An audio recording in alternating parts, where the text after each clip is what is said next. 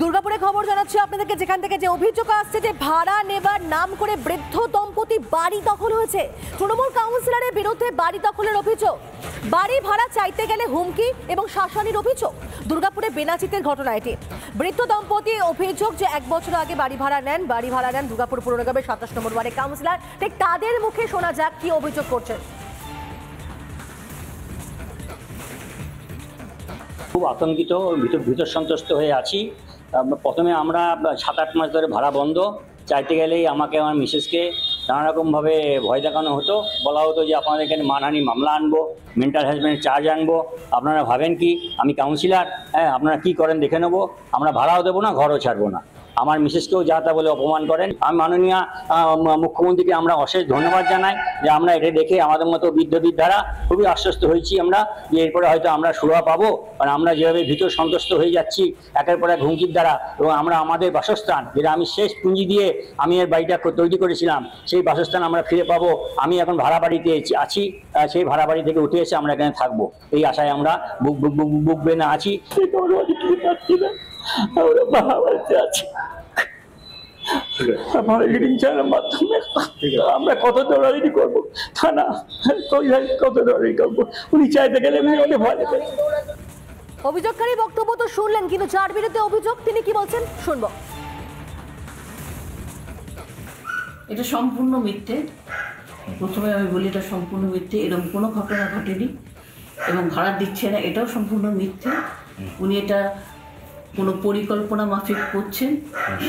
আমাকে একটা ষড়যন্ত্র স্বীকার করেছেন, সামনে কোনো ভোট আসছে, উনি চাচ্ছেন আমি একজন ডাক্তার, আমি একজন প্রফেশনাল, আমার একটা ইমেজ আছে, সোশ্যাল ইমেজ আছে, সেগুলো উনি নষ্ট করার চেষ্টা করছেন। এটা সম্পূর্ণ মিথ্যা। আমি এটা কিন্তু এগেনস্টে আমিও অ্যাকশন নিতে পারি, এটা আমি একেবারেই বিশ্বাস করি না। উনি আমার মেয়েকে পর্যন্ত এফআইআর না। আপনি এখন নিয়মিত ভাড়া দিচ্ছেন? হ্যাঁ, কিন্তু আন্ডার জুরিসডিকশনে গেছে। এখন আমি কোন হিসেবে দেবো? উনি থানায় করেছে, এখন থেকে আমি কিভাবে? এটা তো রিসেন্ট এফআইআর তো আপনার 16 তারিখে করেছে, তার আগে তো উনি থানায় যাচ্ছে। আচ্ছা, আপনি ভাড়া কবে থেকে দেওয়া বন্ধ করুন? ভাড়া কবে থেকে দেওয়া বন্ধ? এটা আমার মনে নেই, 1 মাস হবে হয়তো। আচ্ছা, এই ঘটনা ঘটানোর পরে উনি সমস্ত জায়গায় গিয়ে সবার কাছে আমার ফেস লস করছেন।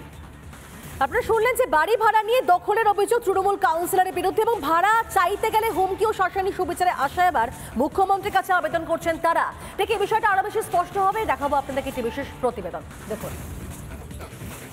আমি দাঁড়িয়ে আছি দুর্গাপুরের বেনাচিতির কমলপুর প্লট এবং নাচন রোডের ধারে। এই যে দেখতে পাচ্ছেন super facility dental unit and polyclinic, এই যে পলিক্লিনিক ডেন্টাল ক্লিনিক এটা করেছিলেন আমাদের দুর্গাপুর মহকুমা হাসপাতালের প্রাক্তন সুপার ডক্টর মিহির নন্দীর স্ত্রী, কাউন্সিলর 27 নম্বর ওয়ার্ডের ছবি নন্দী, এবং তার এই ক্লিনিকের উদ্বোধন করেন রাজ্যের পঞ্চায়েত ও গ্রাম উন্নয়ন মন্ত্রী প্রদীপ মজুমদার।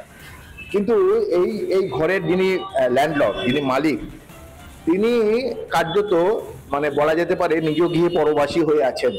কারণ কাউন্সিলর, তৃণমূলের কাউন্সিলর 1 বছর 2022 সালের 15ই মার্চ তার সঙ্গে চুক্তিবদ্ধ হন ছবি নন্দী, যে মাসে 50,000 টাকা ভাড়া। এনআইটির প্রফেসর সত্যনারায়ণ সরকার জীবনের শেষ সঞ্চয়টুকু, অবসর নেওয়ার পর শেষ সঞ্চয়টুকু দিয়ে তিনি এই বাড়ি বানান। 2600 স্কোয়ার ফুট ভাড়া দেন, মাসে 50,000 টাকার ভাড়া। হয়তো ভেবেছিলেন যে শেষ জীবনটা এই ভাড়ায় হয়তো তাদের স্বামী স্ত্রী দুজন, সুলেখা সরকার এবং সত্যনারায়ণ বাবুর শেষ জীবনটা হয়তো ভালোভাবে কাটবেন। কিন্তু বিধি বাম, 1 বছর ঠিক ভাড়া দেওয়ার পর তারপরেই আসতে শুরু করো হুমকি। আপনারা শুনলেন যে প্রথম কয়েক মাস ভাড়া দিল, কিন্তু পরে ভাড়া বন্ধ করে দেওয়া হয়। বৃদ্ধ দম্পতি আরও অভিযোগ করছেন যে ভাড়া চাইতে গেলে তাদেরকে হুমকি দেওয়া হচ্ছে, এবং হুমকি দিচ্ছেন কেনা কাউন্সিলর এবং তার মেয়ে। সুবিচারে আশা এবার মুখ্যমন্ত্রীর কাছে আবেদন করছেন তারা। দুর্গাপুর থানা ইতিমধ্যে কাউন্সিলরের বিরুদ্ধে অভিযোগ পর্যন্ত করেছেন, মানে বাড়ি ভাড়া দিচ্ছেন তাতেও শান্তি নেই, কারণ সেই বাড়ি এবার দখল হয়ে যাচ্ছে। বৃদ্ধ দম্পতি কিন্তু ঠিক এমনটাই অভিযোগ করছেন। আর ঠিক অন্যদিকে জলপাইগুড়ির ছবিও দেখাবো আপনাদেরকে, সেখানে কি অভিযোগ সামনে আসছে। রাতারাতি জমি রেকর্ডে কারচুপির অভিযোগ জলপাইগুড়িতে, সেখানে বিএলএলআরও আধিকারিককে রীতিমতো ঘেরাও করে অবস্থান চললো, বিক্ষোভ চললো। বিক্ষোভ নাথুয়াচরের বাসিন্দাদের অভিযোগটা কি? অভিযোগ হচ্ছে জমি মাফিয়াদের সঙ্গে একেবারে মিলেমিশে কারচুপি করছেন কারা না ভূমি রাজস্ব দপ্তরে বেশ কয়েকজন আধিকারিক, আর দীর্ঘদিনের বাসিন্দাদের জমিকে সরকারি জমি হিসেবে দেখাচ্ছেন তারা। তবে ঠিক এই বিষয়েও কিন্তু মুখ্যমন্ত্রী মমতা বন্দ্যোপাধ্যায় তিনি ক্ষোভ প্রকাশ করেছিলেন। কি বলেছিলেন মমতা বন্দ্যোপাধ্যায় শুনবো আমরা। 2011 সাল থেকে 51,500 কোটি টাকা আরবান ডিপার্টমেন্টকে আমরা দিয়েছি, যা চেয়েছেন সব দেয়া হয়েছে। অথচ দায় হবে সরকারের, মানুষ পরিষেবা পাবে না, এটা আমি মেনে নিতে পারছি না। আগামী দিন অ্যাকশন হবে। কলকাতা, বিধাননগর, নিউ টাউন, হাওড়া সহ সব জায়গায়, শিলিগুড়িতেও ডাবগ্রাম, ফুলবাড়ি তার মানে উদাহরণ। এবং আই এম সরি, ওখানে একটা ল্যান্ড মাফিয়া গ্রুপ তৈরি হয়েছে, তারা গভর্নমেন্টের সব জমি কাওয়াখালি থেকে শুরু করে বিক্রি করে দিচ্ছে।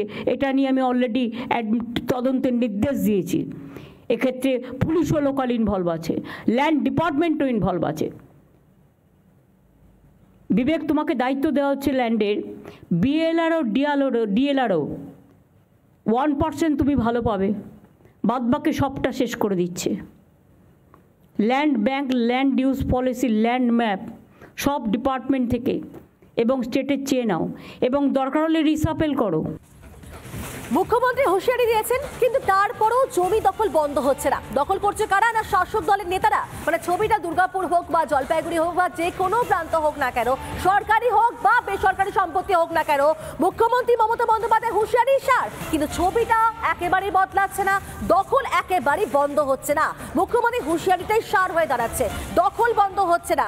সরকারি সম্পত্তি হোক বা ব্যক্তিগত সম্পত্তি হোক, সবটা জায়গা কিন্তু এভাবে দখল চলছে, এবং সেখানে কিন্তু বলা যায় যে ছবিটা সর্বত্র একই। মুখ্যমন্ত্রী মমতা বন্দ্যোপাধ্যায় হুঁশিয়ারি সার।